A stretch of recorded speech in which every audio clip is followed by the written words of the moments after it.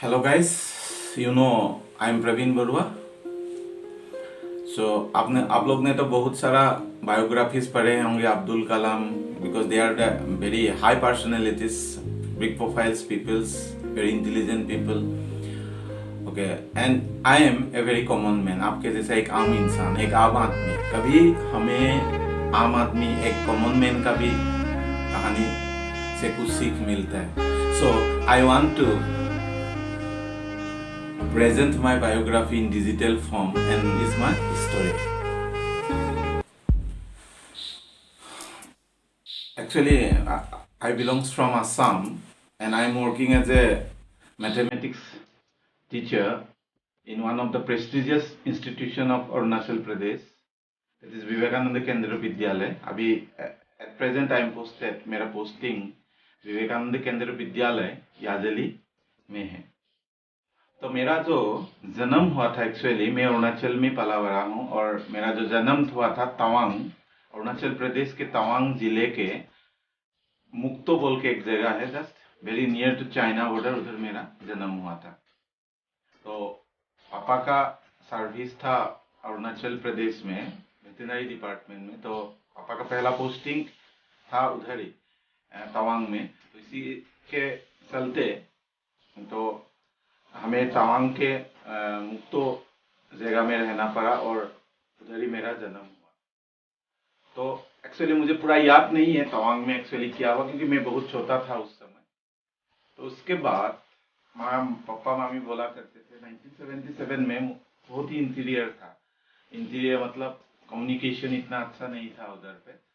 तो उस समय घोड़ा पे उठ के बोलते जो हेवी स्नोफॉल्स होता था उधर तो घोड़ा में उठ के मम्मी पापा लोग उधर में जाते थे.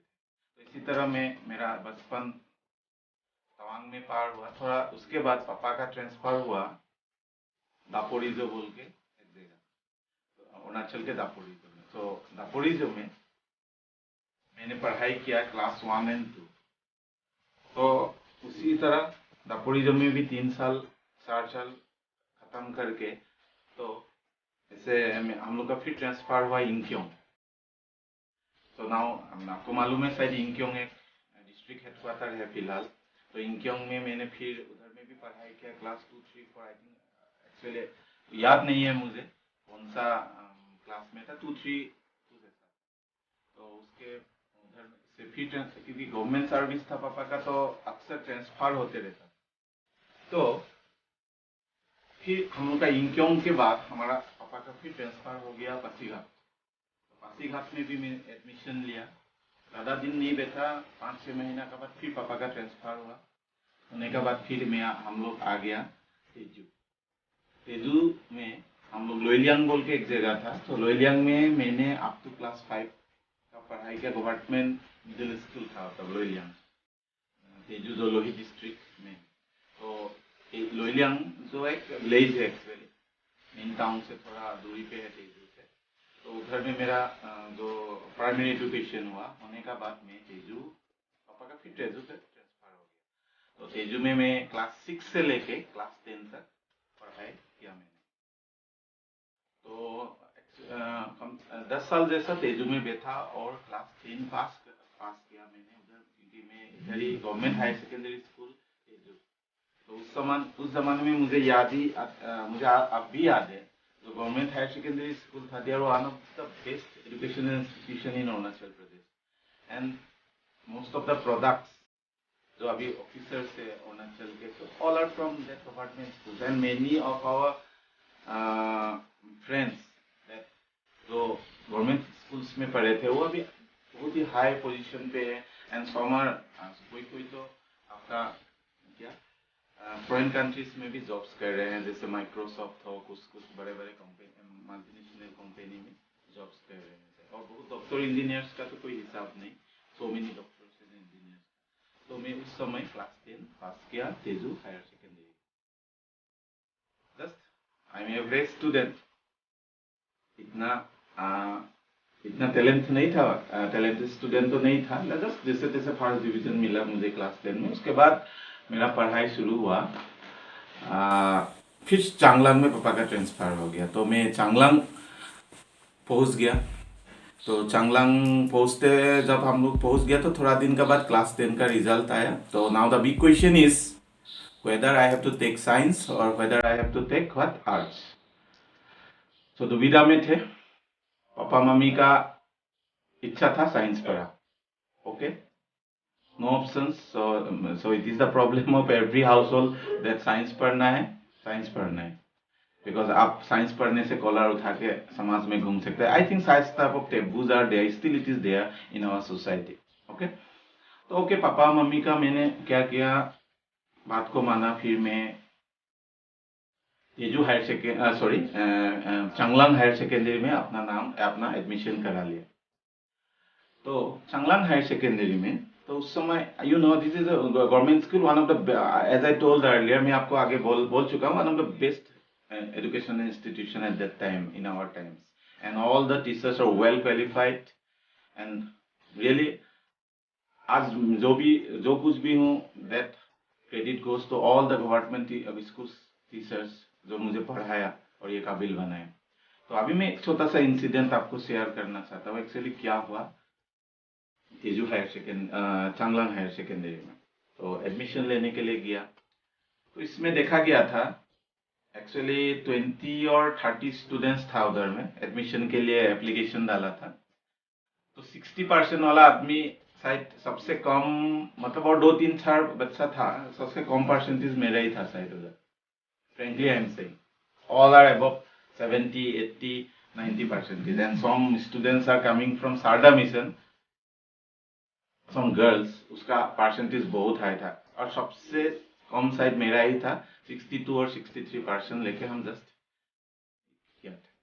साइंस लेने गया था। तो प्रिंसिपल मैडम ने पापा को बोला उस समय, परसेंटेज तो इतना ठीक नहीं लग रहा है, 62, 63, okay, your son is he is eligible to read science, but हमको एक बोन साइन करके देना पड़ेगा आपको। बोन साइन में बोला, लिखा था जे अगर आप हाफ ईयरली एग्जामिनेशन पे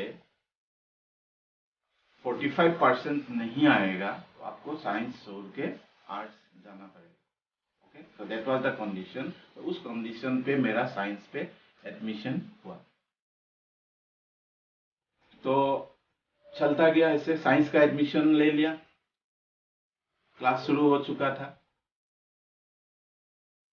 जब एडमिशन लिया और मेरा साथी था, बहुत हाई परसेंटेज लेके भी आया था उधर में, सम 60, 62 और ऐसा परसेंटेज वाला भी था उस क्लासेस में। तो मुझे आज भी याद है, मेरा एक बायोलॉजी सर था, biology teacher sir John sir बोला करते थे। तो फर्स्ट दिन में वो हम लोग को ही बोला था, देखो बच्चों, आज से इस जो तुम लोग साइंस में एडमिशन लिया है, फ्रॉम टुडे इटसेल्फ सब इक्वल हो तुम लोग।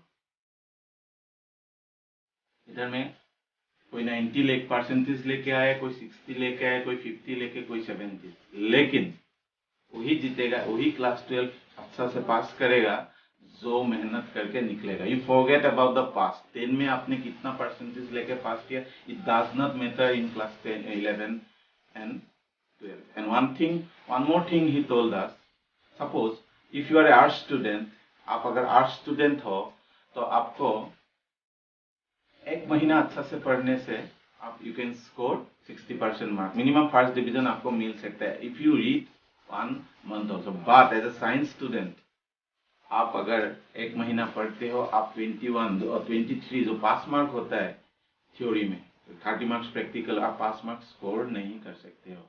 So that is the first thing I heard from my teacher, that Sir John, he's a biology teacher, he's an excellent teacher. अभी भी मेरा कांटेक्ट है सर के साथ। Actually sir belongs from Kerala, अभी भी सर के साथ कांटेक्ट है। तो इसी तरह दिन पार होते गया। तो साइंस में एडमिशन लिया था मैं, क्या पढ़ा रहा है कुछ भी समझ में नहीं आता। फ्रेंकली आई एम सेइंग, कुछ भी समझ में नहीं आता था। मैथ्स तो कुछ भी समझ में नहीं आता था मुझे, क्या पढ़ा रहा है सर, क्या कर रहा है। फिजिक्स भी नहीं आता था, केमिस्ट्री भी नहीं आता था। धीरे धीरे दिन पार होते गया। तो ऐसा सिचुएशन जब हुआ तो मेरा जो मैथमेटिक्स टीचर था श्रीवास्तव सर था, मुझे भेजे very good teacher, no doubt. तो सर ने प्रिंसिपल मैम था, हमारा प्रिंसिपल था एक मैम, जो प्रिंसिपल मैम को एक दिन जाके कंप्लेन किया कि प्रवीण बरुआ और 4-5 students they are not good in mathematics, so it is better that ये लोग को आप एग्रीकल्चर पढ़ने के लिए सलाह दें, because in our classes one subject is their agriculture, means those who don't not want to read what mathematics, they can choose what agriculture subject, और वो एग्रीकल्चर पढ़ सके। तो श्रीवास्तव सर ने जाके मैडम को बोला कि आप उन लोग को सजेस्ट कीजिए कि they should go for what agriculture.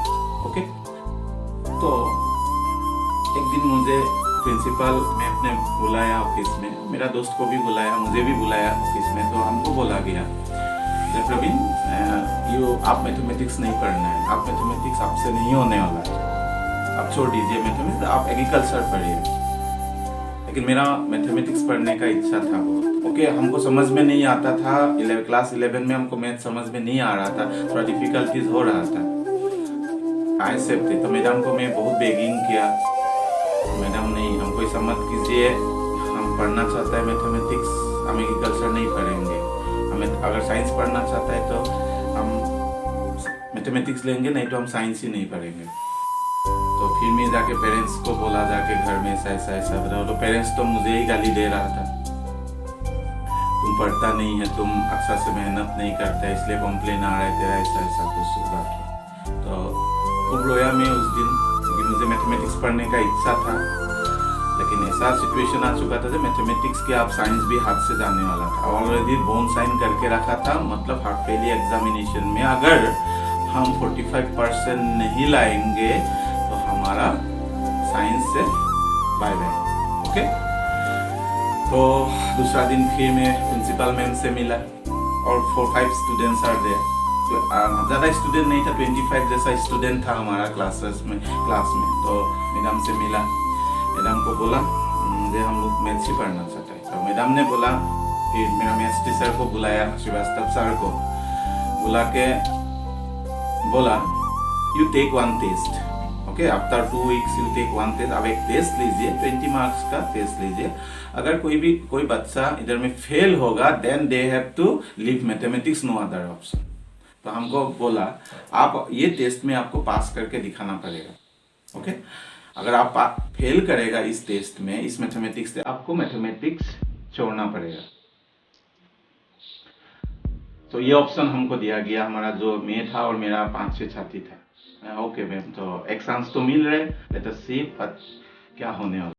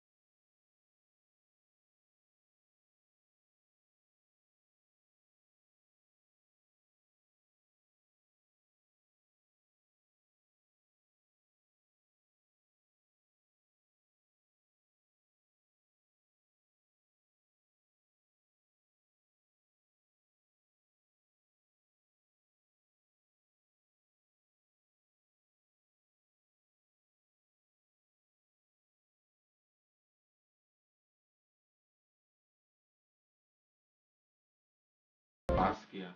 And one thing मैं आपको बोलना चाहता हूँ, मैं बोला था मेरा ग्रुप में 90% बच्चा था, 60% बच्चा था, 80% बच्चा था। Okay, out of that 25 student, many student fail, you believe me, and I am one, I am the one जो एकदम कम परसेंटेज था उस क्लास में, मैं पास हुआ। बहुत हाई स्कोर लेके पास नहीं हुआ, जैसे तैसे फर्स्ट डिवीजन मिला, नो डाउट, जैसे तैसे फर्स्ट डिवीजन मिला मुझे। लेकिन मैं जो 90% लेके पास किया था, क्लास 10 80 लेके आया था, वो लोग बैठ गया और हम लोग आगे निकल गया। तो यही मेरा हायर सेकेंडरी तक का सफर था। तो मैं यही सबसे बोलना चाहता हूँ, कभी भी हारना नहीं चाहिए जीवन में आपका, उसको